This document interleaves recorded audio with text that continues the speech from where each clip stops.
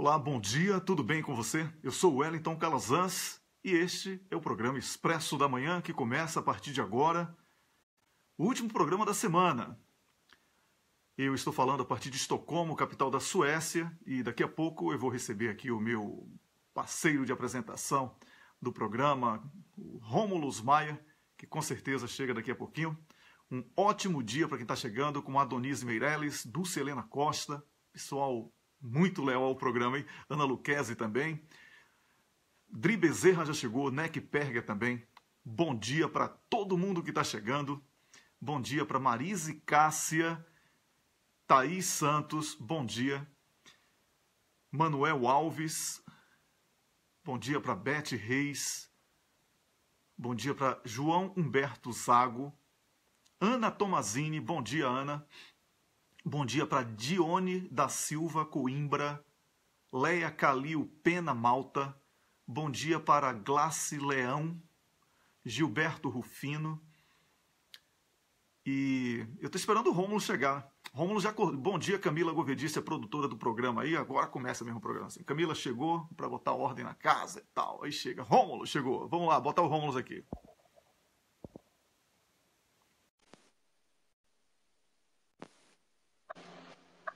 Bom dia, Wellington. Bom dia para você que está nos ouvindo nessa sexta-feira.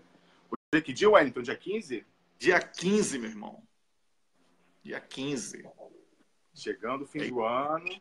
Mas a gente está com emoções na política até a reta final, né, Wellington? Acho que a gente só vai parar de ter notícia para o Natal e Ano Novo mesmo. Próxima semana tá praticamente 100% garantido que a gente vai ter aqui, não sei se aqui no Expresso da Manhã ou se a gente vai fazer um live especial, mas o senador Renan Calheiros, o senador Renan Calheiros vai estar aqui com a gente na próxima semana, e eu não sei se aqui no programa, não sei se ele acorda cedão, assim como o Roberto Requião, que vai estar hoje, e eu quero até explicar.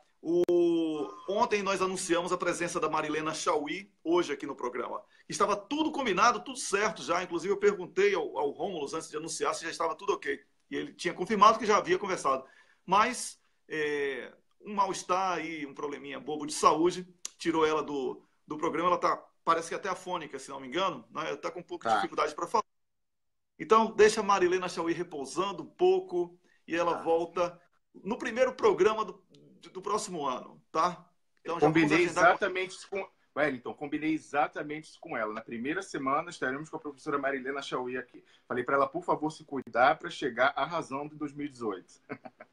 É isso aí. Então, já temos aí essa expectativa, mas uma coisa boa é que nós conseguimos ontem o contato com o senador Roberto Requião, que foi notícias aí no Brasil e tal, e todo mundo dizendo que ele é vice de Lula, que já está tudo certo. Bem, sobre esse assunto eu tenho muita tranquilidade para falar até, porque essa ideia de Requião ser vice de Lula foi lançada aqui no Cafezinho, num texto que eu... Sim. Antes de você entrar no mérito, eu queria falar assim, que você está prestigiado, porque você sabe que quando sai notícia assim na imprensa, o seu lado político começa a tocar e eles somem, não atendem. E você conseguiu falar com o Requião ontem. Acho que deve ter sido a única pessoa que ele atendeu e marcou essa entrevista exclusiva hoje de manhã. Então, eu quero dizer, registrar que o programa e você estão muito prestigiados. Fico muito feliz. Pois é, obrigado, Rômulo. Mas é isso, a gente está trabalhando certinho. E foi o programa, na época era Cafezinho no WC ainda, e um texto que eu publiquei no blog O Cafezinho, onde eu ousei me antecipar no caminho que a política estava tomando. Então, e eu falei assim, olha, a chapa que eu vejo para o futuro é Lula e Requião. Não está nada certo ainda. Eu também não quero ser pai da matéria. Não existe isso. Eu já falei que isso aqui é bobagem, esse negócio de ser pai da matéria. A gente vive num mundo em rede, mas uma rede de verdade, não é essa rede de marina, não. Uma rede de verdade. Ali é rede, Wellington, é rede de pegar otário. Exatamente. É isso. Como é que se diz? Eu vejo nessa proposta do referendo revogatório uma possibilidade não de recomeçar o Brasil apenas, mas uma possibilidade de planejarmos o Brasil. O Brasil nunca teve um projeto de país, não é verdade? E sem projeto de país, a gente vai sempre pensar em eleição. E democracia não é apenas eleição. Eleição é expressão. Quando ela é justa, livre e transparente, que não é o caso da que Gilmar Mendes está querendo organizar, e a gente vai falar sobre isso depois, tá? Quando a eleição é justa, livre e transparente, a eleição é apenas a consolidação da participação popular através do voto. Mas uma democracia ela é construída passo a passo.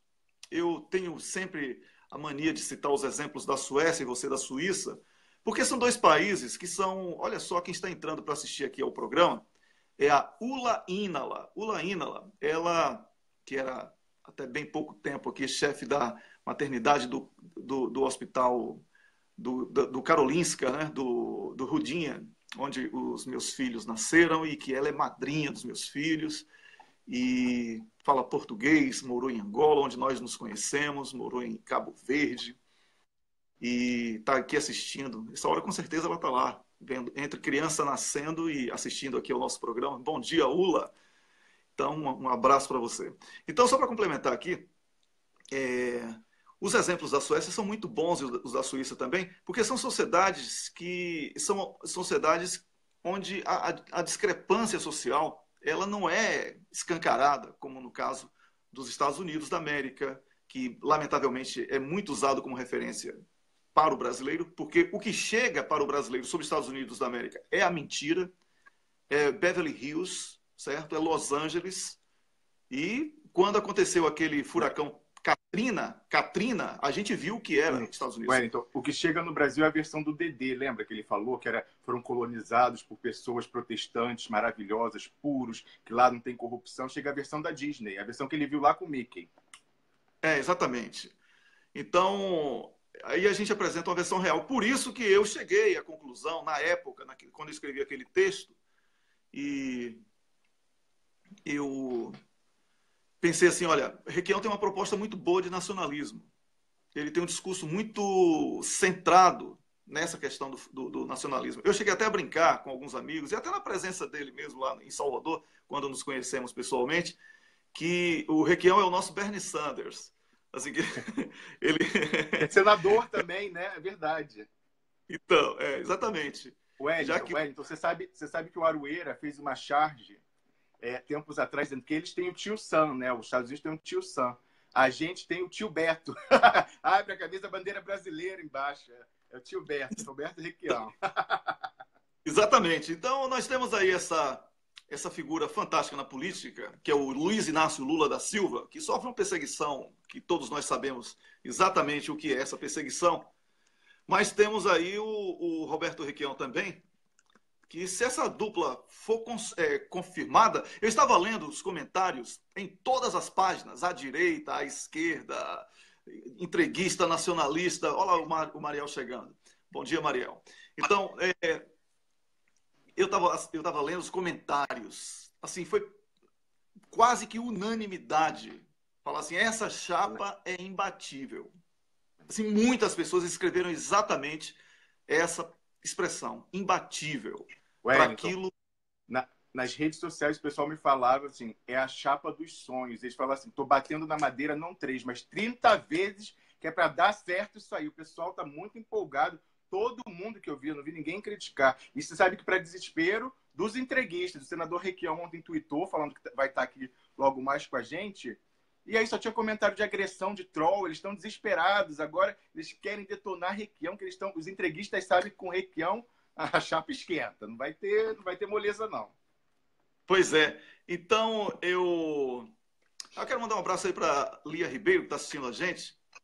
E também para Lu Santana, que está chegando. Bom dia para Ingrid Cordeiro. A gente tem que cumprimentar, porque tem umas pessoas que chegam alguns minutos depois, a gente não fala mais o nome, como Sandra Barros e tal. Bom dia. Então, só para concluir aqui, Rômulo, porque eu vou entrar num assunto muito importante com você.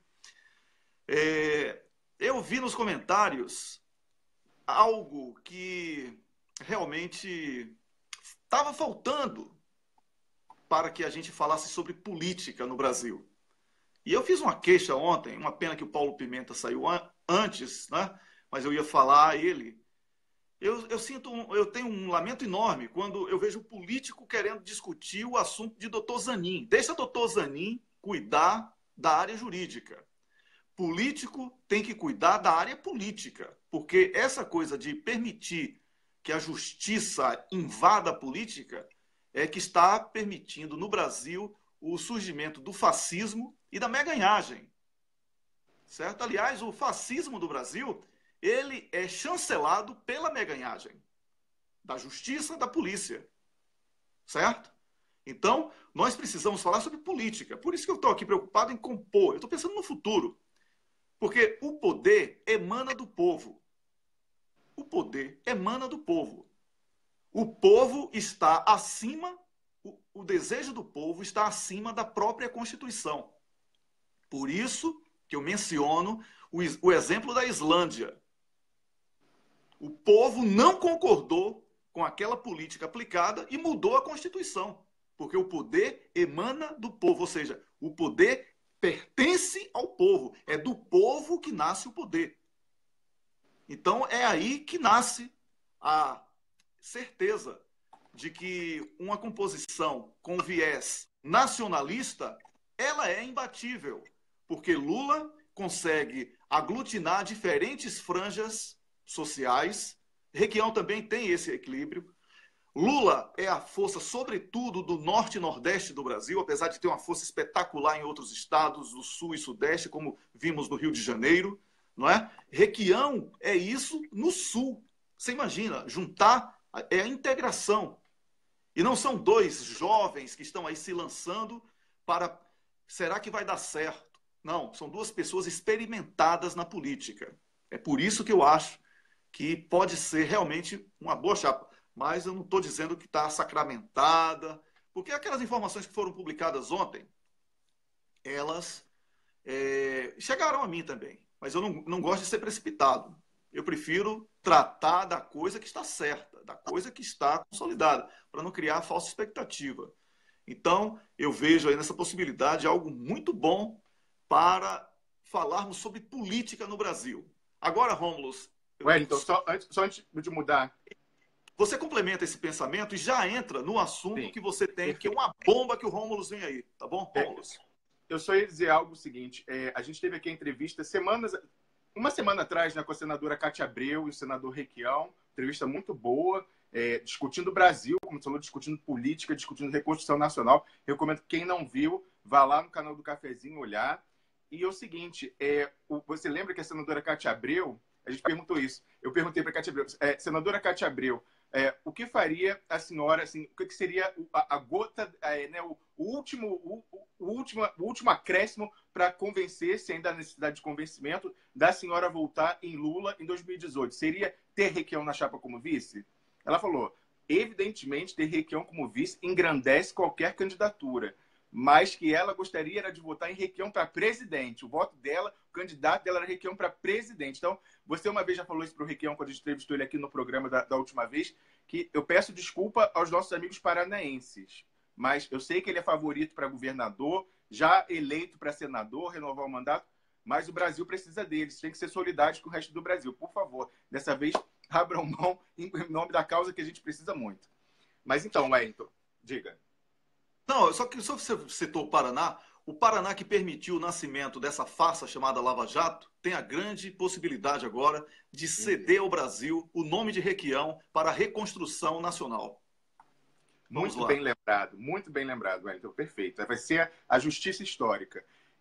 Wellington, você sabe que eu falei, eu não esperei nem até hoje de manhã, já era passada da meia-noite ontem, quando eu recebi as informações que a gente vai discutir aqui, de uma fonte quente, que me dá só coisa dentro. Mais de uma fonte. Eu relacionei ali, a gente combinou várias informações que a gente já vinha coletando há dias, e aí chegou a confirmação ontem.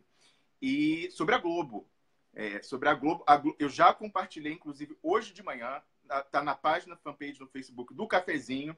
Marquei você, marquei Camila. Vou pedir, Camila, coloque na descrição do programa, por favor, o link para o artigo, porque eu já escrevi esse resumo de todos os pontos que nós vamos discutir aqui, porque é importante que essa mensagem chegue a todo mundo. Wellington, a Globo, ela se encontra em seríssimas dificuldades. Você sabe que isso veio a confirmar a nossa interpretação desse movimento do TRF4. Você lembra que o pessoal ficou assim, agora o Lula vai ficar na defensiva. Não, não, não, não. Quem estava na defensiva era a Globo e a Lava Jato. Eles fizeram aquela famosa fuga para frente, do desespero. Você não tem o que fazer, você ataca. Aquela coisa que nós falamos aqui, lembrando a lição do general de Gaulle de estratégia, na Guerra da Argélia, ele estava perdendo, perdendo, perdendo. E aí os americanos chegaram para ele e falaram, o general de Gaulle, o senhor tem que negociar, o senhor está perdendo, não tem como vencer essa guerra. E ele falou assim, não, certamente, vou perder, não tem como vencer a guerra mesmo. Mas é justamente porque eu estou numa posição de fraqueza hoje que eu não posso negociar. Se eu negociar numa posição de fraqueza, é capitulação. Eles vão conseguir tudo que eles querem. Então, agora eu vou fazer o maior ataque possível, vou atirar com tudo como se não houvesse amanhã, porque aí a gente vai sentar à mesa em condição de negociar mais igualmente. E assim ele fez. Ele bombardeou. Na sequência, negociou a independência. Aí falou, olha, como é que vai ser? Em tanto tempo os colonos voltam e tal. Porque senão não ia ter negociação, ia ter uma capitulação e outra parte. E foi isso que a Globo fez. A Globo estava desesperada, perdendo, tá aí com o FIFA Gate. Os irmãos Marinho, Wellington, eles não podem... Estão igual o Maluf. Eles não podem sair do Brasil. Se eles saírem do Brasil, eles estão com medo de ser presos pela Interpol. E aí, diga. Então são os irmãos malufinhos. Não é isso? São os irmãos malufinhos. Irmãos malufinhos, exatamente. Eles estão com medo. Então, assim, eles já estavam... mas isso tem implicação financeira também. Isso que é importante falar. Eles estão com medo, mas se pelando de, por causa da confusão do FIFA Gate, não conseguir a transmissão das próximas Copas do Mundo de 2026 e 2030.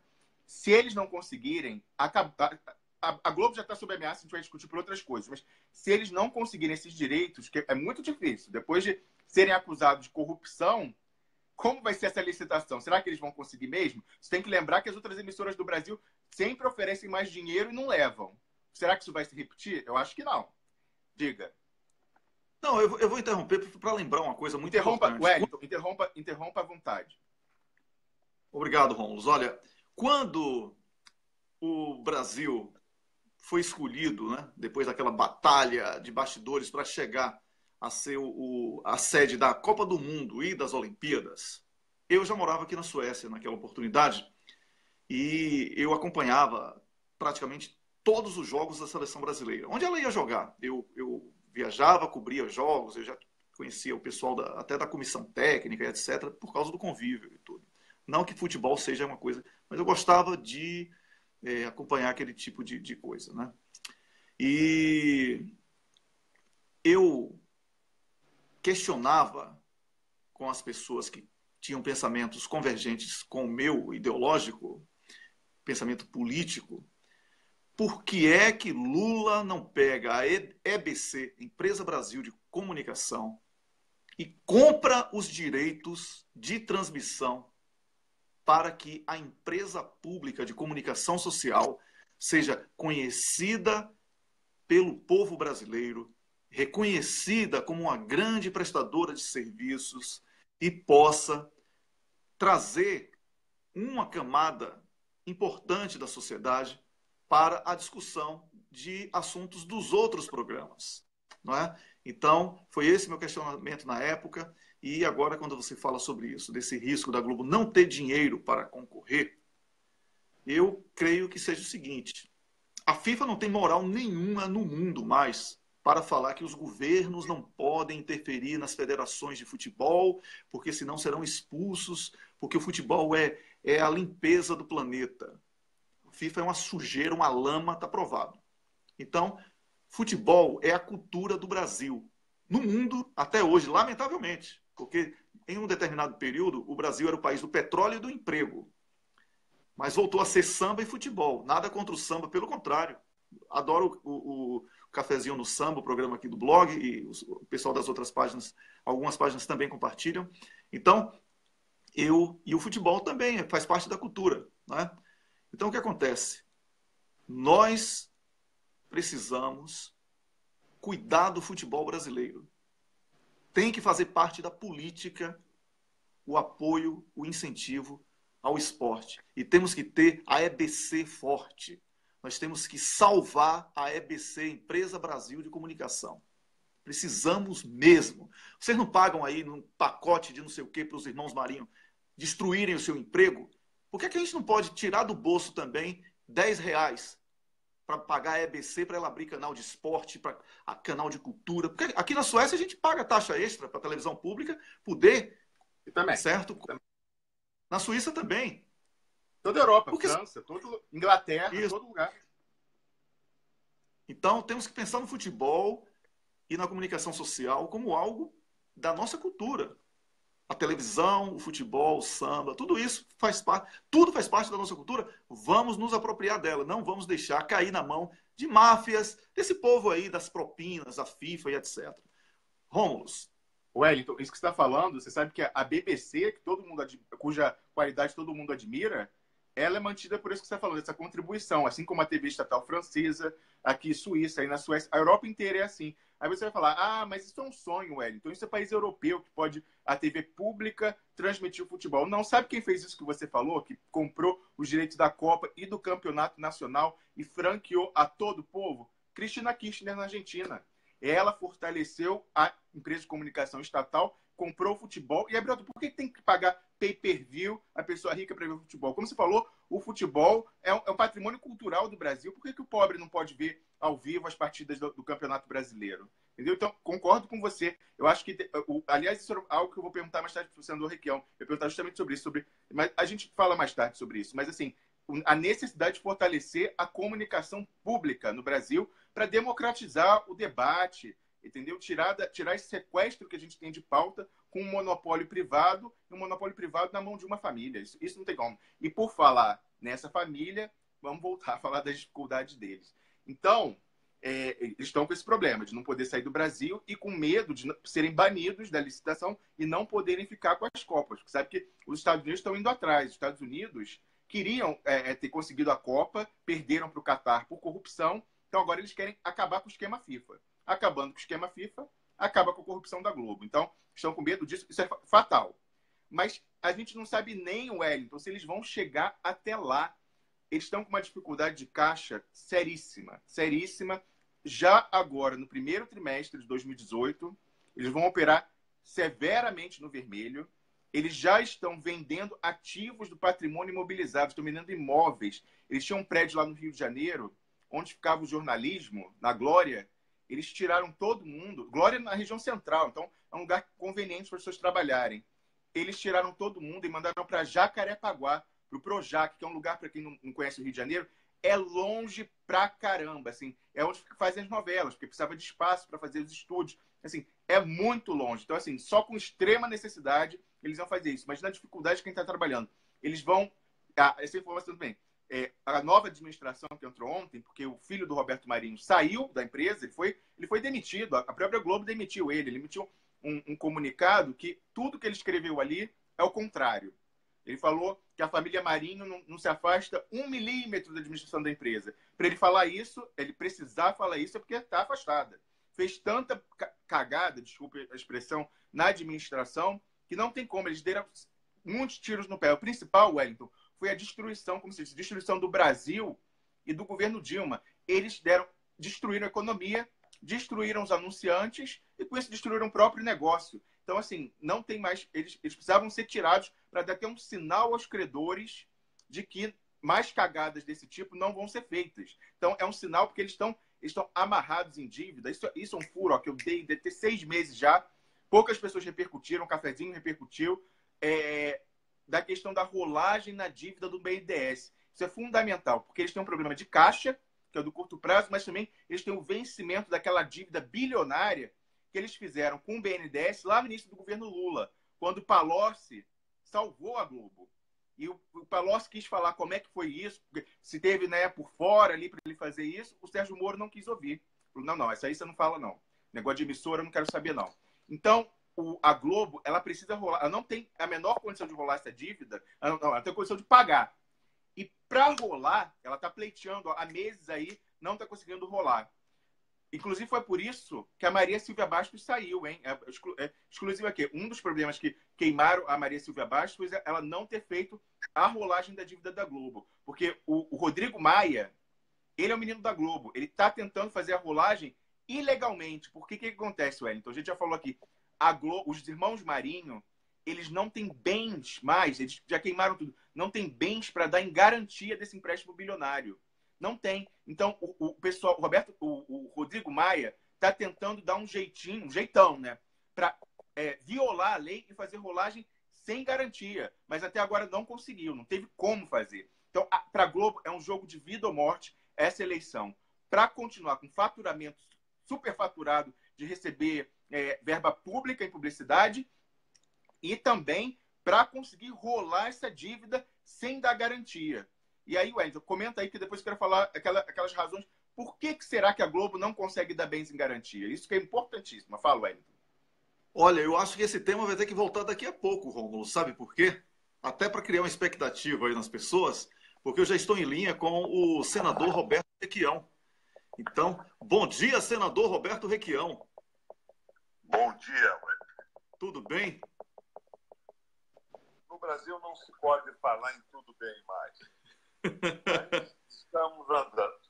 Estamos andando. Eu vou tentar aqui aumentar um pouco o som do senador Requião, já que nós vamos ter uma conversa um pouco mais longa do que o habitual, tá?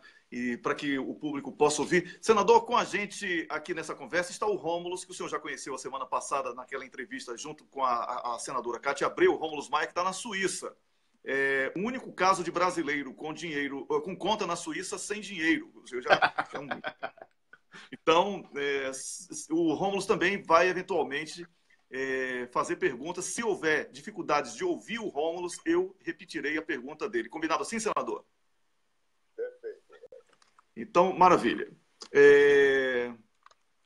O som do senador está um pouco... Tá bom aí para o público agora? Não, senador, tá baixo. Tá baixo. Vamos começar agora, senador. Eu gostaria, primeiro, de agradecê-lo por... Eu sei que o senhor acorda cedo, mas por estar aqui nesse momento já em recesso e também o nome do senhor ventilado de todas as maneiras na imprensa e, sobretudo, a imprensa que chamamos de alternativa, já dando como certa a candidatura do senhor como vice-presidente da República numa chapa com Lula. E esse assunto não poderia deixar de ser o primeiro assunto da nossa conversa. Eu até ouso dizer que, pelo que já conversamos em outras entrevistas, até pessoalmente, o senhor aposta muito, ao invés de falar em campanha, falar em projeto de país. É isso aí, ô senador? Como é que está essa situação? Wellington, isso é uma especulação da qual eu não participo. Essa hipótese de vir a ser o vice-presidente numa candidatura do Lula. O que eu estou insistindo é na inevitabilidade de que o Lula seja a única candidatura viável, e ele é o único candidato viável, para interromper esse processo de entrega do Brasil e de liberação absoluta da nossa economia, que é um projeto que faliu na Europa, que provoca dificuldades enormes na Espanha, por exemplo, que há mais de um ano não consegue um governo estável, que provocou um plebiscito na Inglaterra e a queda do ministro, que provocou o Brexit na Inglaterra e a queda do ministro na Itália, e que pede asilo no Brasil para um governo ideologicamente corrompido e materialmente corrompido também, segundo as denúncias que têm ocorrido através do Ministério Público. E é um projeto falido e no qual aparece como única possibilidade de interrupção, dentro de um processo democrático, a candidatura do Lula com um programa muito claro de referendo revogatório e de soberania nacional devolvida ao Brasil. Roubaram o Brasil e nós precisamos ter o nosso país de volta. É isso aí, eu costumo chamar isso de reconstrução nacional. Até conversávamos ontem rapidamente sobre isso. Esse processo de reconstrução do Brasil, ele é inevitável, que o Brasil está sob ataque, como o senhor mesmo colocou. Roubaram o Brasil. Precisamos tomar o país de volta. Agora o Rômulus vai fazer a primeira pergunta. Rômulus. Senador Requião, ainda nesse tema da reconstrução nacional, bom dia primeiramente para o senhor. Ainda nesse tema da reconstrução nacional, o senhor sabe que assim que nós divulgamos que o senhor seria entrevistado, a gente recebeu muitos comentários e muitas perguntas né, de leitores, espectadores nossos querendo ajudar nessa entrevista. Então, como uma deferência ao público, a primeira pergunta que eu vou fazer é relacionada a esse tema da reconstrução, mas que veio dessa rede que nos apoia aqui. Senador, o senhor há muito tempo critica o capital vadio, né, e fala da necessidade de auditar a dívida pública. Mas outro aspecto é o reflexo do capital vadio na vida privada das pessoas, o endividamento das pessoas com esses juros altíssimos, o spread bancário, né, a extorsão que esse cartel de bancos impõe à população. E esse leitor pediu para perguntar para o senhor se o senhor, discutindo plataforma, discutindo programa, seria partidário da volta da lei da usura, senador, para desafogar todo o Brasil, a classe média, os trabalhadores, todo mundo está endividado com esses juros de 400% no cartão de crédito. O senhor é partidário da volta da lei da usura, senador? Você não tenha dúvida disso. Nós temos que pôr um freio aos abusos do capital financeiro no país. Você sabe que, por exemplo, no Paraguai, um cartão de crédito tem um limite por lei de 20% ao ano. E no Brasil, nós já tivemos ao redor de 650%. Eles dizem que hoje estão baixando o juro, mas você sabe que isso não é verdade. O juro nominal é composto pela remuneração do dinheiro, pela taxa de risco e pela inflação. A inflação no Brasil cai a níveis da Antártida, onde não existe nenhuma atividade econômica. Mas o juro, na realidade, não diminuiu no mesmo nível da queda da inflação. E a inflação cai por falta de atividade econômica. Eles estão propondo a liberalização absoluta da economia brasileira a favor da usura dos bancos. Isso tem que ter um limite. No mundo inteiro, esse juro não existe. Este abuso que se comete no Brasil se deve ao domínio absoluto do capital vadio da banca, dominada pelo Meireles e pelo Goldfein, por via de consequência, dominada pelo interesse da banca e do capital financeiro sobre a nossa economia. Não há um presidente da República no Brasil. Eu acho que o Temer acaba sendo uma figura menor nesse processo. Nós temos o domínio absoluto do capital financeiro sobre a economia e o governo brasileiro. Senador, o que o senhor está falando é muito grave, porque o povo brasileiro, não votou em uma presidenta para ela ser destituída do cargo sem ter cometido crime de responsabilidade. E o pior, ver aí o país assaltado para a imposição de uma agenda totalmente incompatível com as aspirações da sociedade brasileira nas urnas. Então, como parar isso, senador? Embora seja um fato que o processo político brasileiro estava completamente corrompido e está corrompido, as principais lideranças se envolveram em um processo de corrupção através da manipulação de estatais e da própria economia. O que se vê hoje é que nunca houve no Brasil a intenção concreta, correta, de parar o processo de corrupção na economia brasileira, que atingiu praticamente todos os partidos. É um biombo de cobertura para o entreguismo. O que ocorreu foi um biombo de cobertura utilizado para liquidar o Estado Social brasileiro. Está muito claro que a corrupção nunca foi o objeto da grande campanha da Globo, das principais redes de comunicação televisiva e radiofônica notadamente. O que utilizam é este processo, essas denúncias, para viabilizar o fim do Estado Social brasileiro. Isso começou, como eu já insisti com você algumas vezes, pela precarização do Estado e a prevalência do capital financeiro através do domínio do Ministério da Fazenda e do Banco Central, a precarização do parlamento com o financiamento privado de campanhas eleitorais e a precarização do trabalho. Esta loucura do negociado sobre o legislado e a privatização do sistema de previdência a favor do capital financeiro. Então, nós estamos vivendo uma situação extremamente difícil. E dentro do processo democrático que é o que queremos e o que procuramos como correção desse processo, a candidatura possível que nós temos hoje é a do ex-presidente Lula, com um projeto muito claro de restabelecimento do Estado Social do Brasil e da soberania. Referendo revogatório. O povo precisa se manifestar com clareza e revogar todas essas medidas que visam a liquidação do Estado Social e a prevalência do capital financeiro no domínio da condução da administração pública do Brasil. É isso aí. Rômulus. Senador Roberto Requião, o senhor falava desse domínio do capital financeiro, ou como você sempre fala, capital vadio no Brasil, e é evidente que para essa dominação se perpetuar sobre a classe política, eles precisam dos meios de comunicação. Essa dominação é feita pela Rede Globo, principalmente. O senhor é celebremente conhecido como o governador que chegou no Paraná e cortou a zero a publicidade estatal para a grande mídia e pegou todos esses recursos e colocou na rede pública do Estado, para fazer a comunicação plural e quebrar com esse monopólio no meio de comunicação.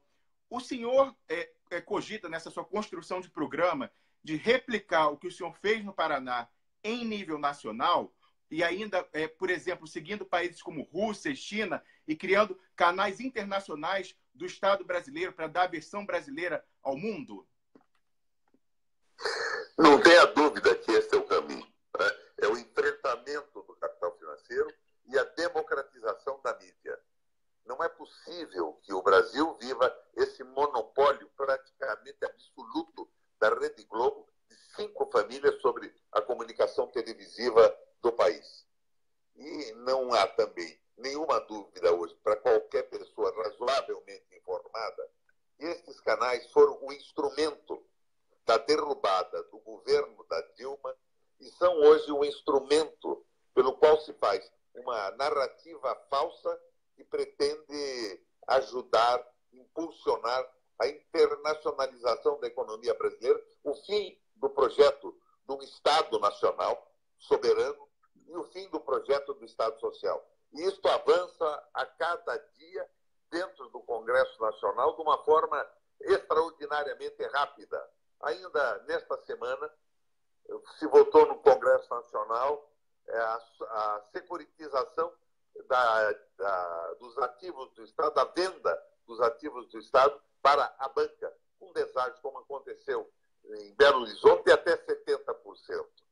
Nós estamos sendo violados a cada momento com um apoio extraordinário de uma narrativa executada através dos canais de televisão e das redes de rádio. Senador, o senhor praticamente apresentou ao povo brasileiro um conceito que está diretamente ligado ao povo brasileiro, que é Estado Social. Nenhum político falava no Brasil sobre Estado Social. O senhor trouxe nos seus discursos há 5, 6 anos, pelo menos, que eu tenho acompanhado, essa expressão, Estado Social. E o senhor está preocupado com essas perdas do povo brasileiro nas áreas trabalhistas, previdenciárias e etc. O senhor acredita que essa ofensiva do capital vadio contra o trabalhador, contra o povo brasileiro, seja a consumação de que o projeto internacional em relação ao Brasil é de transformar o Brasil numa colônia e o povo num povo escravo? Sem sombra de dúvida, a ideia é de reorganizar o Brasil sob o ponto de vista de uma nova reorganização do trabalho no mundo. O Brasil seria o celeiro do mundo, produzindo commodities minerais e agrícolas para o planeta, mas com a precarização absoluta do trabalho, com a venda de extensões ilimitadas de terra para grupos econômicos estrangeiros, e nós seríamos uma espécie de Estado associado ao capital financeiro e às grandes potências. E isso está avançando com uma velocidade incrível, através de um Congresso completamente submisso em função da corrupção e do analfabetismo político. É incrível como as coisas passam no Congresso Nacional, com a velocidade com que passam, embora 97% da população, através das pesquisas de opinião, tenha se manifestado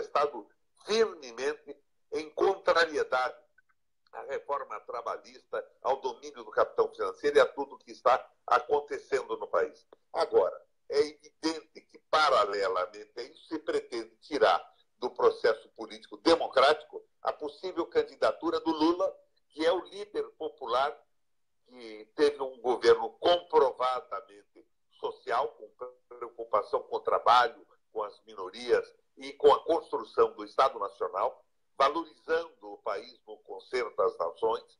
Então, se pretende eliminar a possibilidade de uma candidatura do ex-presidente Lula, que é um instrumento que nós possuímos hoje, é a possibilidade concreta da redenção do Estado Social no Brasil e da contraposição a este movimento de liquidação do Estado Nacional. Rômulus. Senador Requião, você sabe que todo brasileiro é um escalador, é um técnico da seleção brasileira em potencial.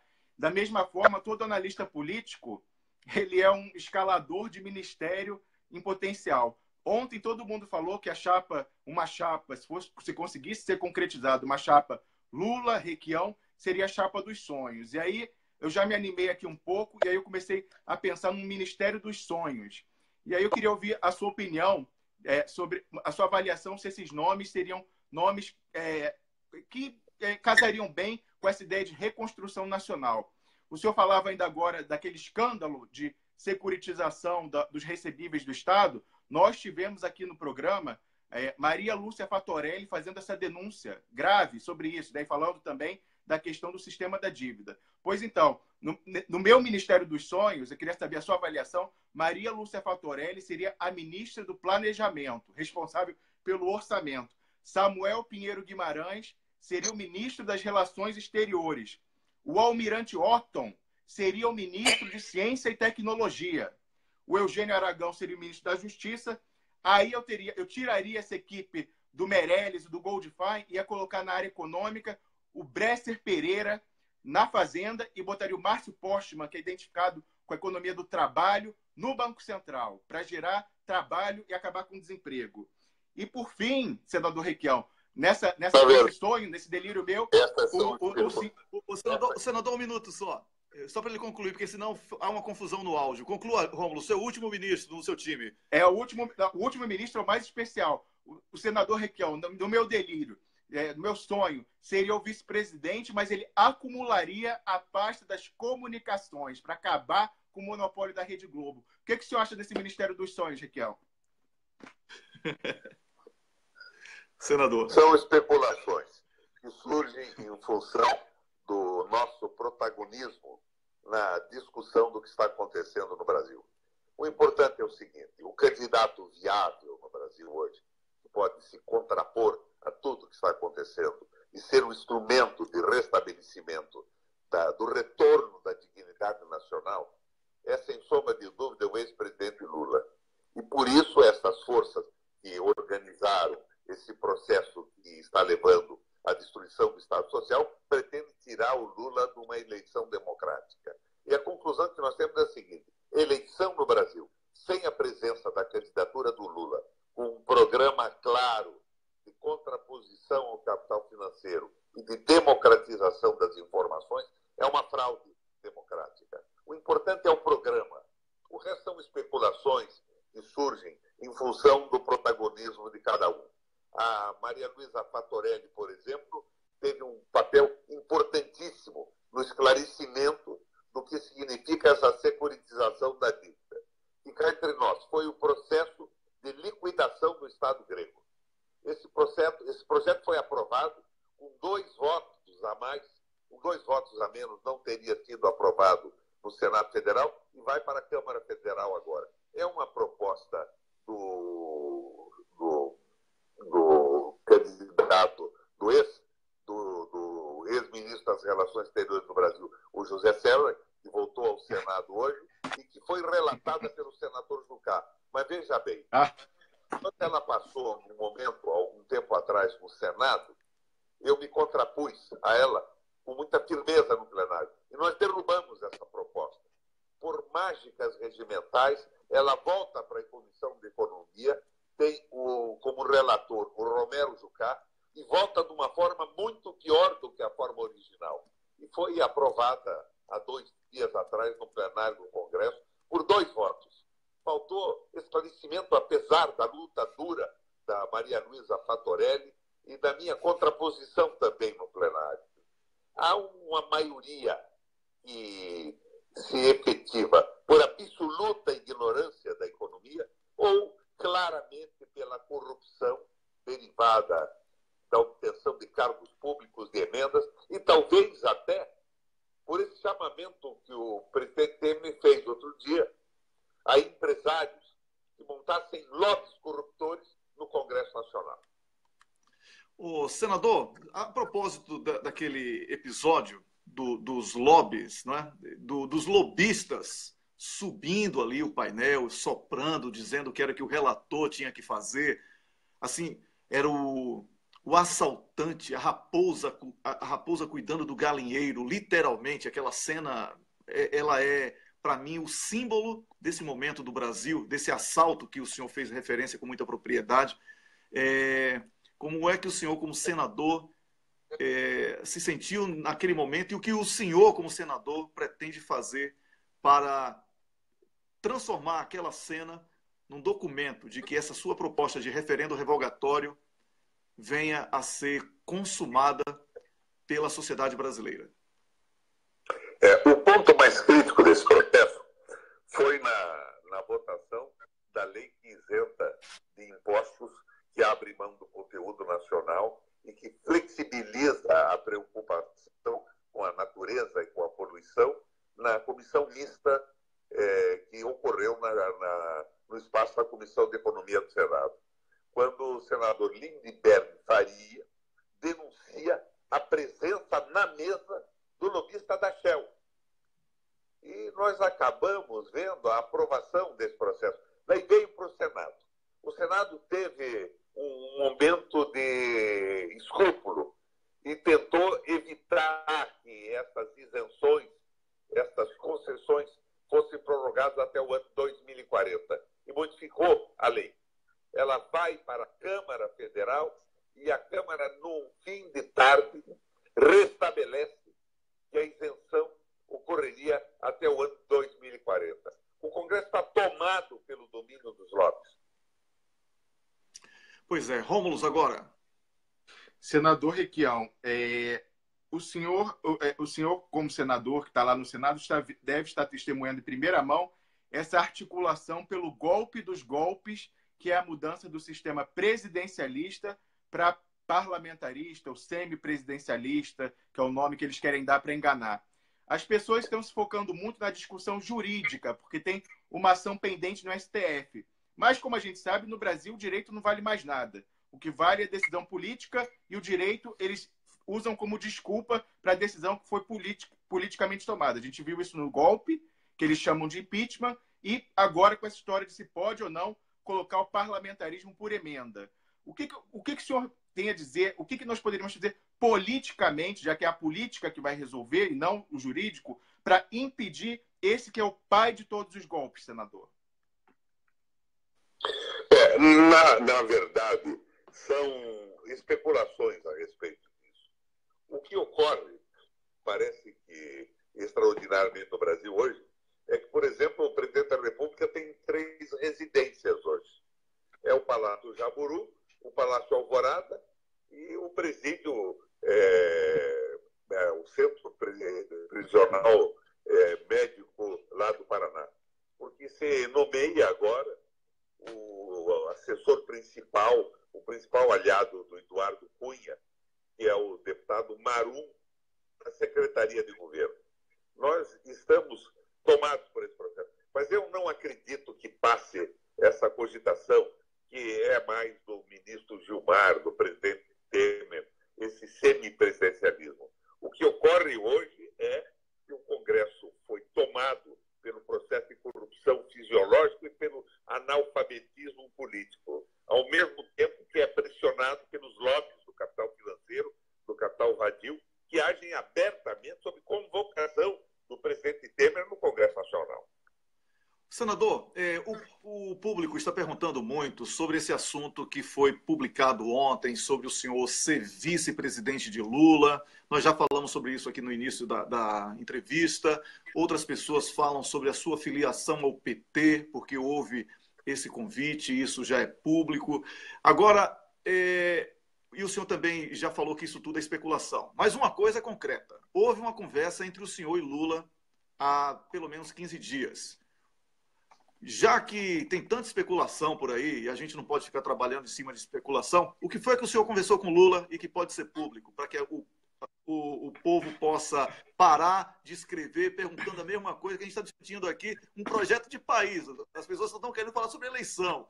Mas vamos aí acalmar o povo com a eleição primeiro, senador, para a gente voltar a falar sobre projeto de país. Vamos lá. A minha conversa com o meu amigo Lula se deu exatamente nesse sentido, da execução de um programa muito claro para a colocação da candidatura do Lula à presidência da República. E era o enfrentamento do capital financeiro que está mandando no país e a democratização das eleições. O fundamental nesse momento não são candidaturas, não são nomes de pessoas. O fundamental nesse momento é o Lula se colocar com um programa extraordinariamente claro. E também deixar claro para o Brasil que a exclusão do Lula do processo eleitoral é uma fraude inaceitável pelo Brasil contra o processo democrático de retomada da dignidade nacional e do restabelecimento do Estado social no Brasil. O Estado que respeita os trabalhadores, que respeita a natureza, que respeita as minorias. Esse Estado que se construiu na Europa e que sofre agora, tanto na Europa como no Brasil e no mundo, um ataque do capital financeiro pela prevalência absoluta do domínio do capital financeiro sobre o planeta Terra. Rômulus. Senador Requião, a gente conversou muito sobre a questão interna, mas o próximo presidente vai enfrentar pressões externas fortíssimas, principalmente dos Estados Unidos. O senhor é reconhecidamente, mesmo quem gosta ou não gosta do senhor, reconhece que o senhor é um nacionalista. A gente tem aí coisas gravíssimas como a instalação de uma base americana, o projeto de instalação de uma base americana na Amazônia, missão com os americanos na Amazônia, aluguel da base de Alcântara para os americanos, a venda dos satélites para estrangeiros por onde vão trafegar os dados de defesa das Forças Armadas brasileiras. E, por fim, o Pedro Parente foi muito esperto e vendeu os campos do pré-sal para o mundo inteiro. Então, tem americano, tem norueguês, tem até chinês que comprou. Então, para retomar, a gente vai enfrentar a pressão de todos os lados. O senhor acha que há condições, elegendo Lula e, oxalá, o senhor como vice, de sentar numa mesa e mandar a conversa real para esses gringos e falar: tem que devolver o que é do Brasil? Sem sombra de dúvida, o Brasil foi roubado e nós queremos o país de volta. Agora, é muito claro, por exemplo, o que tem acontecido. Os Estados Unidos, cá entre nós, nunca precisou da base de Alcântara. Ele tem Cabo Canaveral, faz seus lançamentos, está instalado. O presidente Trump está retomando os programas espaciais americanos do ponto de vista militar, mas eles queriam, na verdade, impedir que o Brasil tivesse um instrumento capaz de lançar satélites em órbita e conseguir com isso a sua independência, inclusive nas comunicações. O que nós vemos realmente é isso. Você vê a questão, por exemplo, do pré-sal. Eu levantava no plenário do Senado outro dia o fato de que os Estados Unidos nunca reconheceu as 200 milhas do Brasil.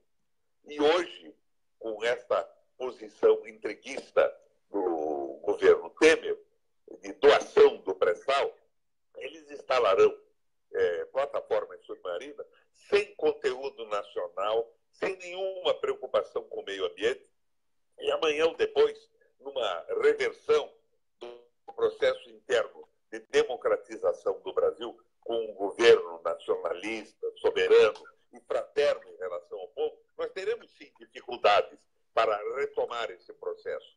Portanto, é importantíssimo que isso ocorra o mais rapidamente possível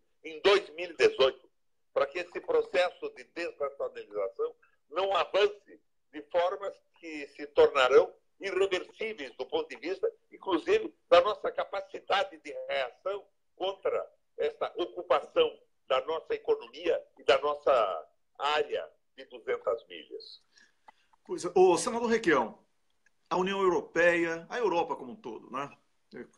Com raras exceções, e também os Estados Unidos, trabalham hoje em parceria no sentido de transformar o Brasil nisso aí que o senhor está falando, fornecedor de commodities, povo explorado e etc.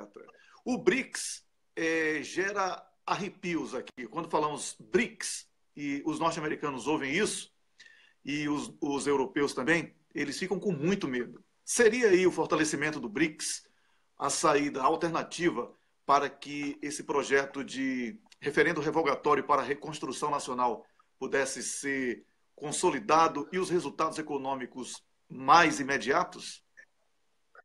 O BRICS é uma opção para o exercício da política que o Lula exerceu, da multipolaridade das relações do Brasil com o mundo. Mas eu vejo que também a Rússia, também a China, têm os seus interesses específicos. A China precisa garantir a sua independência alimentar, por exemplo. Então, ela procura ocupar terras no mundo inteiro. A China tem 20% da população do mundo e 7% das terras agricultáveis. Ela tem um esforço interno para estender a sua segurança alimentar, ocupando terras agricultáveis no planeta. Ela já ocupa terras na África de uma forma extraordinariamente importante.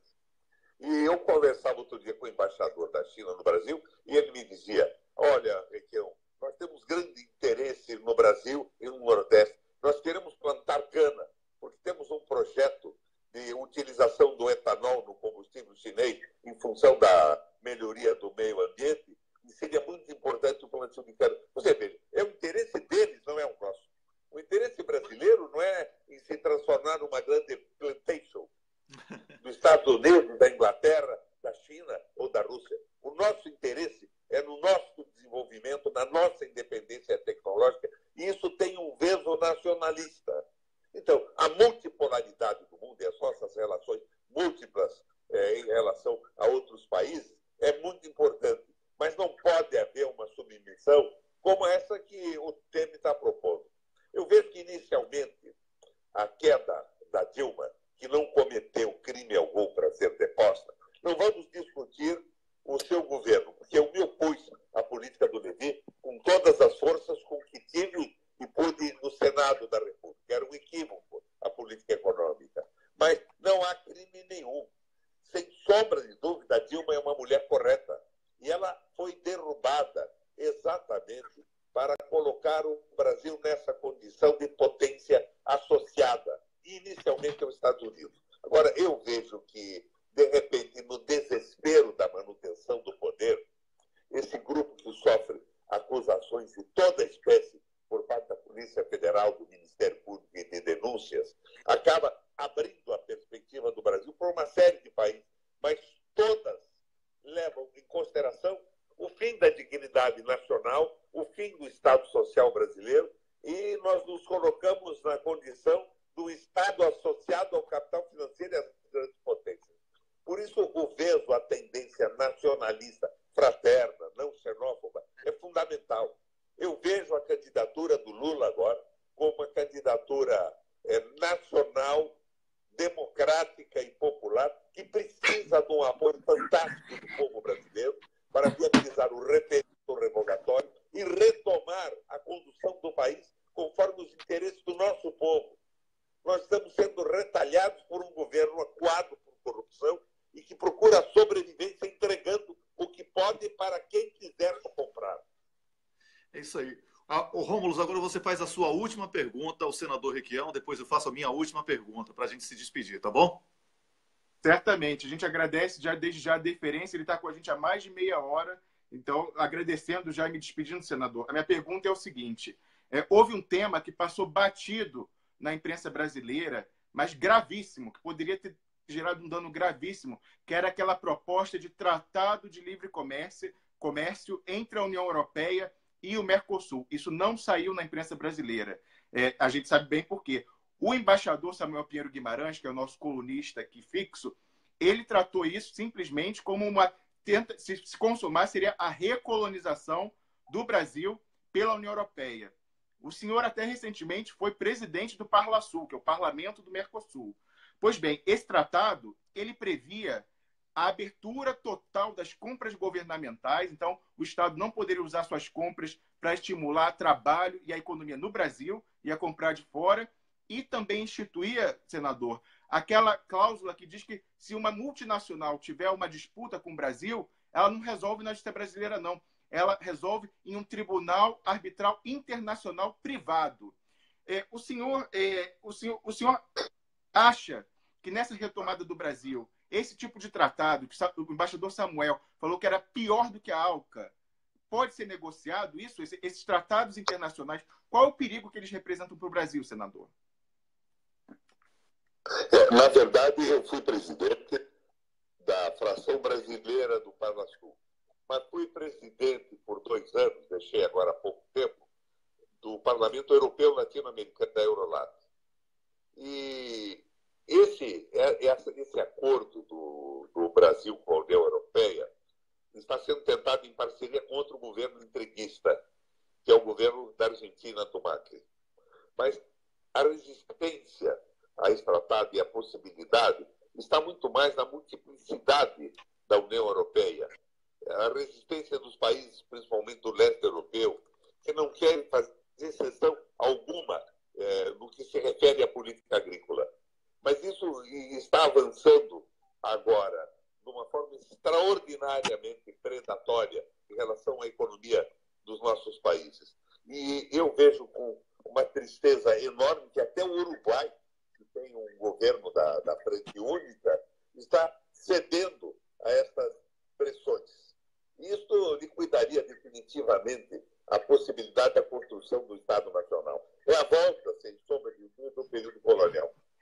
Mas é o que eu digo, em função desta visão que eu insisto numa política fraterna, não xenófoba, nacionalista, democrática, nacionalista e popular. Porque os países do mundo, e a Europa hoje, completamente falida em função da experiência do liberalismo econômico, procuram um espaço para tentar consertar os estragos internos que sofreram. Então, essa ideia da abertura total, sem que nós tenhamos tecnologia no nível que eles desenvolveram hoje, nos escraviza definitivamente. É o Brasil, celeiro do mundo, produtor de produtos primários, de produtos agrícolas, com um povo semi-escravizado e sem nenhuma condição de se consolidar num processo de desenvolvimento industrial, de avanço da inovação tecnológica e com a construção de um Estado fraterno que garanta empregos e salários decentes, o que só é possível com o desenvolvimento industrial e jamais transformando o Brasil numa plantation a serviço dos interesses do mundo que se predaram em função do liberalismo econômico, como a Europa que viu a Grécia destruída, a Itália destruída, a Espanha que não consegue se consolidar com um Estado sério, a Inglaterra que saiu através do Brexit. Então, nós estamos acuados pelo mundo e só há uma solução para isso. O restabelecimento da dignidade nacional, a multipolaridade nas nossas relações no mundo, sempre na condição de um Estado soberano e não de um acessório a serviço do capital financeiro. Senador, o senhor falou diversas vezes aqui no programa sobre a importância de consolidarmos a candidatura de Luiz Inácio Lula da Silva como sendo a representação de uma aspiração popular e o caminho para que o Brasil tenha essa retomada, a reconstrução nacional. Aí eu pergunto, como é que vamos impedir que a justiça, que está célere para tirar Lula do páreo, cometa esse crime antecipado contra a democracia brasileira, já que todo o poder emana do povo? É evidente hoje para os brasileiros que o combate à corrupção é importante. A corrupção havia tomado conta da política brasileira, mas ela vem sendo utilizada como um biombo para o entreguismo, para esse projeto de liberação da nossa economia ou ou seja, de fragilização do Brasil em benefício do capital financeiro e de potências economicamente mais bem estabelecidas no momento no mundo. Eu acho que a única saída é a mobilização popular, é informação. Agora você veja, como é que se sustenta um governo e uma proposta liberal, entre aspas, porque é um entreguismo absoluto, quando 97% da população se manifesta em sentido contrário. É a utilização do sistema judiciário, das denúncias, da Polícia Federal e do Ministério Público, com um foco nos políticos progressistas. Combate à corrupção tem que ser feito. Eu conversava com o Lula outro dia, nesse encontro que você se referiu, ele me dizia, Raquel, nós não podemos nunca ser contra a Lava Jato. Mas a Lava Jato tem que ser contida dentro dos limites legais e tem que deixar de ser utilizada para viabilizar o entreguismo que é contrário aos interesses do povo brasileiro, do Estado social, do Estado soberano do Brasil. Eu acho que o enfrentamento disso se faz por meio como nós estamos tentando fazer agora, Wellington. Utilização desta mídia alternativa da qual dispomos ainda de alguma maneira e da elevação da consciência popular a respeito do que está acontecendo. Precisamos de uma grande pressão popular. E a candidatura do Lula à presidente da República hoje é o instrumento que dispomos para enfrentar essa proposta de demolição de todo o processo histórico civilizatório do Brasil, das conquistas sociais do nosso povo. Eu não acredito que isso se consolide internamente no Brasil. O povo brasileiro conheceu a CLT e conheceu toda a evolução social do Ocidente. Não vai se subordinar de forma alguma a essa condição de povo trabalhador semi-escravizado a favor do capital financeiro internacional, nacional e internacional. Nós temos que quebrar o domínio do capital financeiro na economia brasileira e restabelecer a dignidade nacional com um governo de amplíssimo suporte popular. O Lula já teve isso num determinado momento.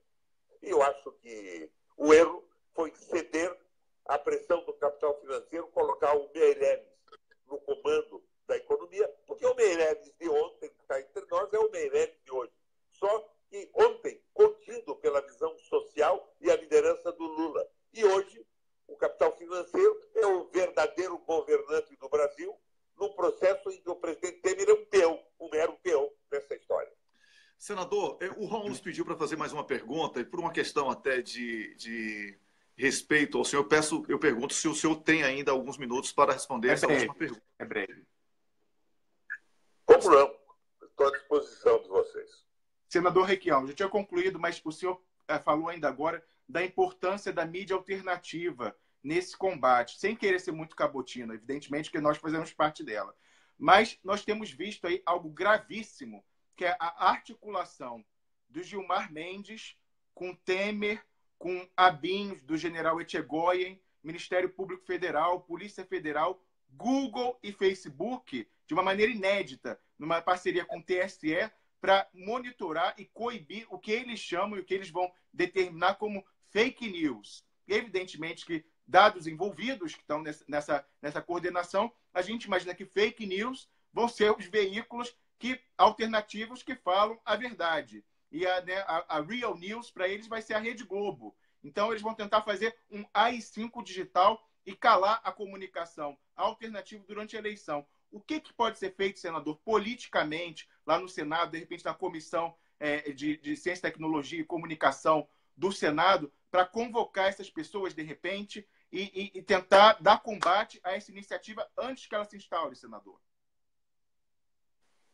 Essa convocação seria mais para dar publicidade ao projeto.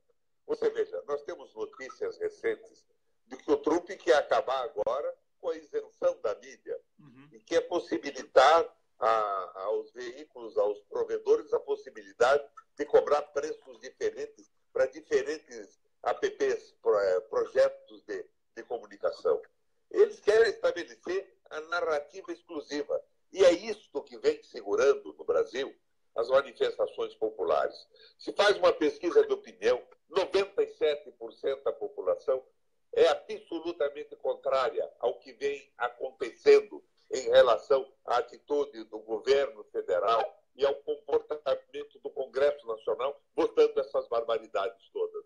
Mas a narrativa da corrupção estabelece uma insegurança absoluta da população em relação à estrutura política, à própria classe política, ou melhor, ao estamento político do Brasil. Esta narrativa vem segurando a possibilidade de manifestações mais concretas.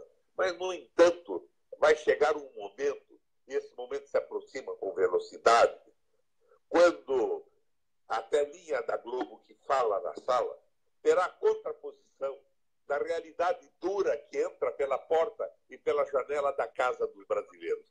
A realidade dura da aplicação da CLT, a realidade dura dos juros fantásticos, que se contrapõe à narrativa de que o juro nominal está diminuindo, quando, na verdade, ele está aumentando. Nós continuamos com os juros mais altos do mundo, do desemprego, da inflação, do custo da vida. Você veja, o petróleo, esse jogo maluco do liberalismo, tem aumentos diários.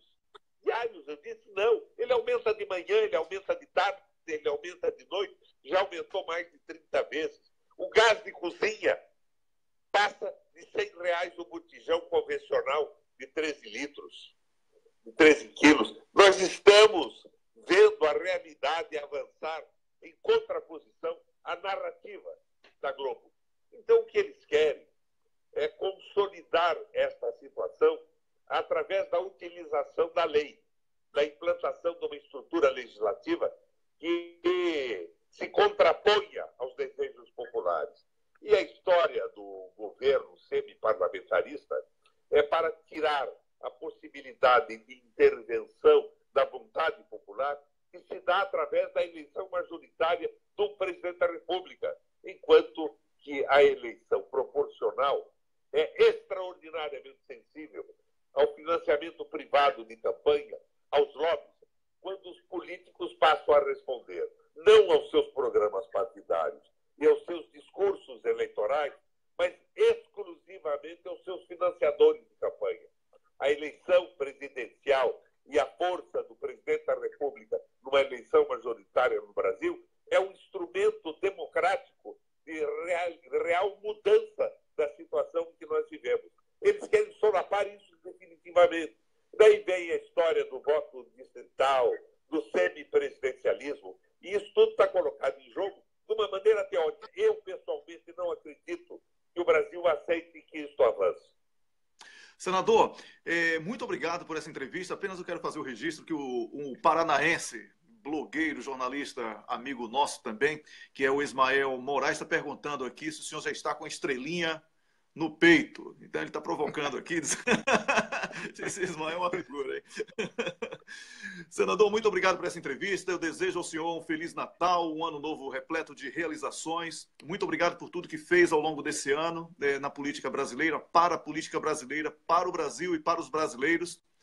E as portas estão abertas. Muito obrigado por aceitar sempre aqui os convites que fazemos para conversarmos sobre política, sobre projeto de nação. Eu falo isso em nome do programa, em nome do Rômulo, em meu nome, em nome do programa Expresso da Manhã, toda a equipe, e do blog O Cafezinho também, que certamente, e todos os blogs compartilham, certamente defendem essa política de referendo revogatório, de reconstrução nacional, Brasil soberano, Brasil nacionalista, sem xenofobia. Muito obrigado, senador. É isso, Wellington, e eu insisto nessa tese. A nossa saída é nacional, popular e democrática. Porque o Brasil hoje é objeto de cobiça de todos os países do mundo, pela esquerda e pela direita. E nós precisamos de um governo progressista, não xenófobo, na mão dos brasileiros. O resgate da nossa dignidade. Roubaram o nosso país. E nós queremos o Brasil de volta. Bom dia a vocês. Muito obrigado. Conversamos aqui com o senador da República pelo Paraná, o senador Roberto Requião, que prestou esclarecimentos importantíssimos sobre esse momento vivido no Brasil, na política brasileira, e deixou claro aqui que é a defesa de Lula, a defesa do nome de Lula como candidato, que representa esse grito de resistência, este grito de reconstrução do país. Então, Rômulo, agora você vai continuar com um assunto que é muito importante, que é o assunto da Rede Globo, o assunto que fala sobre essa tentativa da Globo se utilizar da justiça contra Lula, né, da justiça do Paraná, da justiça brasileira, que deveria ser justa para punir Lula por causa de um projeto próprio da Rede Globo, um projeto de salvar a própria cabeça, né? Diga aí, Rômulo, continue que esse assunto também é muito relevante, porque a gente tem alguns minutos ainda para voltar e comentar aqui a entrevista com o senador Requião, antes que a gente passe o horário, tá bom? Perfeito. Wellington, como a gente falava aqui, essa articulação da Rede Globo com o TRF4 foi um ato de desespero, porque os dois estavam nas cordas. A Lava Jato com Tacla Duran e a Globo com a questão do FIFA Gate, da corrupção. Então, só que você sabe, Wellington, que uma fonte minha revelou que isso não foi sequer unânime na administração da Globo. Isso foi uma operação determinada pelos irmãos Marinho e pelo jornalismo da Globo, o Alicâmio. Mas no próprio Conselho de Administração da Globo, as pessoas se opuseram e falaram: isso é mais uma operação kamikaze que vocês fizeram até aqui, que está destruindo a empresa. O que vocês estão fazendo? Vocês estão queimando as caravelas. Se vocês radicalizando dessa forma, falando para os irmãos Marinho, o Conselho de Administração, os executivos da própria Globo, falando aos irmãos Marinho, vocês fazendo isso que é tão temerário, não haverá mais possibilidade de composição com Lula. E é certo que o Lula e o povo vai prevalecer com ele. Não há como. Não há como impedir o Lula de ser candidato. É evidente que isso é malfadado. A gente vai ver no dia 24 e depois, porque essa luta vai continuar até a gente conseguir retomar para o Brasil e para os brasileiros o Estado. Então, eles falam: o que vocês fizeram, vocês queimaram as caravelas, não haverá composição. Então, isso se reflete, mais uma vez, a questão que o João Roberto Marinho foi tirado da presidência também por isso. Eles não vão... Agora, provavelmente, haverá intervenção dessa nova direção no jornalismo da Globo para acabar com essas estratégias kamikaze. Isso é muito relevante.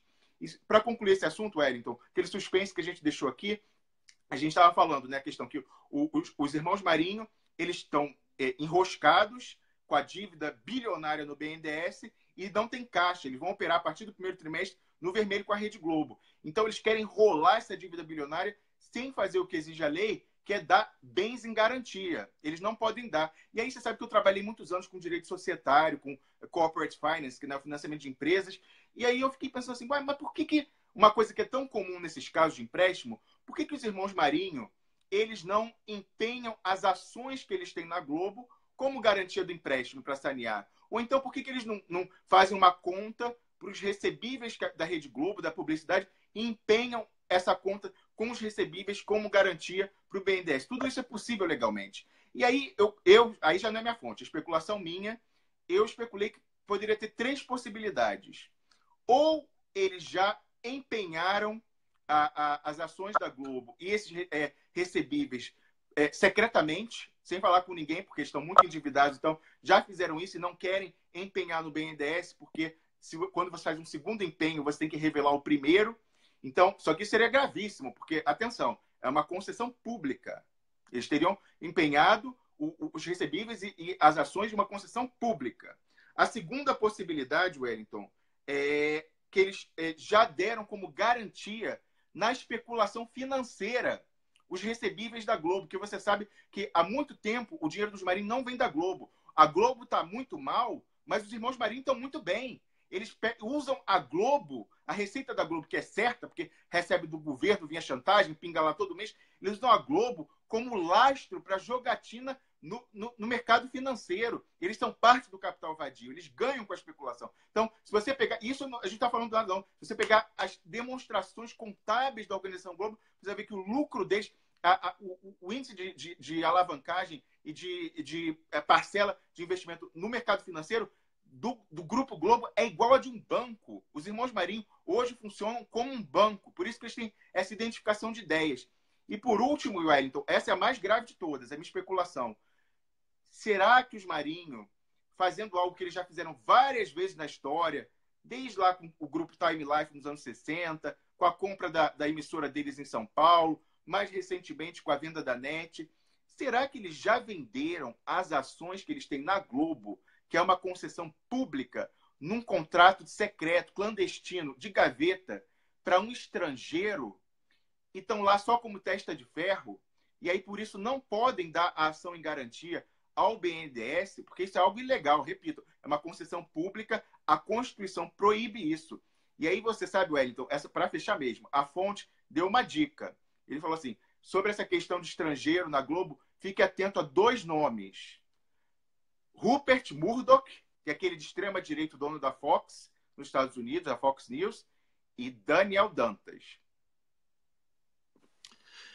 Pois é, o recado do Rômulo está dado com fontes espetaculares e o povo brasileiro precisa saber. A tentativa de tirar Lula do páreo é mais um golpe sujo da Rede Globo para tentar roubar o Brasil. É mais uma tentativa dos irmãos Marinho para fazer com que o Brasil seja o quintal da casa deles. Mas o Brasil e os brasileiros são maiores do que esse plano sem futuro, esse plano natimorto. O senador Requião, que falou há pouco, deixou claro. É o povo que vai decidir. E não vai ser a bolinha da Globo aparecendo na televisão que vai levar comida. A comida, o dinheiro, o emprego, a saúde, a educação. Então essa revolta popular ela é inevitável. E a Rede Globo sabe disso. Esse desespero é pressa de ladrão de galinha. Só que o Brasil não é galinheiro. Rômulo, para concluir. Wellington, só dizer o seguinte, só reforçar. Todas as informações que eu falei, eu já publiquei hoje de manhã, até corri para fazer isso. Está na página do Cafezinho no Facebook. Mais tarde vai ser publicado no blog do Cafezinho também. Já está no meu blog pessoal. E a Camila, nossa produtora, já deve ter colocado o link na descrição do programa. Então, todos os detalhes com link para a demonstração financeira da Globo, a história do BNDES, o artigo está já publicado. Todo mundo pode ir lá ler e compartilhar. Eu quero mandar um abraço para o Leonardo Atushi, do Brasil 247, que daqui a pouquinho, dentro de 6 minutos, vai entrar no ar e a gente vai passar aí a audiência. Todo mundo chegando lá e dizendo ao Leonardo Atushi que está chegando do Expresso da Manhã, do Cafezinho e das outras páginas que compartilham para prestigiar o trabalho dele, que é muito bom. Muito obrigado aí, Leonardo, também, por sempre estar citando a gente. Eu quero aquele debate sobre sistema eleitoral com você, tá bom? Eu preciso desse debate com você. A gente tem que fazer esse debate amplo, muito importante. Eu quero encerrar, eu queria que você pedisse desculpas aí, Rômulo, à juíza, que você citou errado o nome dela. Verdade. Só para explicar ao povo. Não adianta você falar enquanto eu estou falando, porque senão corta. Ninguém ouve, nem eu, nem você. Então, o Rômulo, eu fiz uma pergunta a ele quando nós estávamos mencionando aqui o videoclipe da delegada Macarena e a panelinha da Lava Jato, né, um videoclipe que está aí bombando nas redes sociais. E eu perguntei a Rômulo, porque eu estava com um problema aqui em um dos computadores e eu não tinha como consultar o Google naquele momento. Então, o Rômulo, e eu peço desculpas por ter jogado ele nessa fogueira, mas ele mencionou o nome errado da juíza. Ele mencionou a juíza que, pelo contrário, ela foi a juíza heroína, que parou ali com aqueles abusos naquele momento. E por isso eu gostaria que o Rômulo... Eu também peço desculpas por ter jogado você nessa fogueira, Rômulo, mas eu queria que você se desculpasse aí publicamente. Exatamente, Wellington. A nome da juíza, que é uma heroína e que no dia seguinte soltou o reitor Cancelier, é a juíza Marjorie, deixa eu tirar o nome dela inteiro, Marjorie Freiberger. Ela é que soltou. A juíza bandida que acolheu aquela arbitrariedade da delegada Macarena é outra. Eu não vou nem falar o nome dela. Então, a juíza Marjorie fica... Inclusive, essa que fez que decretou o assassinato do reitor Cancelier, ela criticou a juíza Marjorie, porque era a juíza substituta, entrou, soltou. Quando ela voltou, ela falou, que absurdo, não sei o quê. Então, ela assim surgiu. Evidentemente, antes do reitor Cancelier se sacrificar em nome da democracia brasileira. Então, fica aqui o nosso pedido de desculpas e também a nossa homenagem ao ato heróico da juíza Marjorie Freiberger. E aí, quem é esse cocô do dia de hoje para você? Wellington, cocô são os irmãos Marinho, que foram demitidos da própria empresa, né? Isso é maravilhoso. É aquele tipo, né? Se morasse sozinho, fugiria de casa, né? Então tá. E se o cocô do dia para você são os irmãos Marinho, para mim são os entreguistas, que foram muito bem descritos hoje aqui pelo senador Requião, nessa entrevista maravilhosa que ele concedeu ao nosso programa e que todas as páginas que compartilham deram a oportunidade ao público de poder assistir com a gente aqui, fazer esse programa com a gente. Então, irmãos Marinho, que são entreguistas, mas todos os outros entreguistas são o cocô do dia. Um bom fim de semana! Olha só!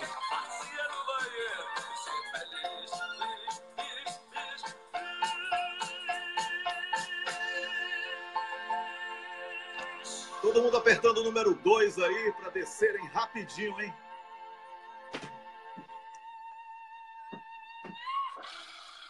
Desceram. Todos eles. Tchau. Tchau, irmãos Marinho. Esse é o momento catártico aqui do programa. Eu sou o Wellington Calazans, falei ao vivo, direto de Estocolmo, capital da Suécia, e conversei com Rômulus Maia, que está na Suíça. Hoje tivemos aqui o senador Roberto Requião e a sua participação. Li o máximo possível aí as perguntas, fui jogando os comentários de vocês nas minhas perguntas. O Rômulus fez a mesma coisa. Acredito que a interatividade tenha sido consolidada. E agora lá no Brasil 247, na fanpage do Brasil 247 e também na página deles, vocês assistem ao Leonardo Atush com os comentários sobre a atualidade política. Muito obrigado, bom fim de semana. Segunda-feira a gente volta para começar a última semana do programa desse ano. Tá bom? Próxima semana é a última semana do programa esse ano. A gente vai dar uma pausa para as férias e voltar em janeiro com todo o gás. Um grande abraço. Na segunda semana, né, Wellington? Na segunda semana de janeiro a gente volta. Isso, na segunda semana. Mas isso aí a gente vai falar na próxima semana. Bom fim de semana e vamos lutar, defender Lula, defender a democracia, defender Lula, para que Lula seja candidato. E a gente pensa na composição da chapa depois. Mas eu acho que vai ser Requião, hein? Um abraço, tudo de bom. Tchau, tchau.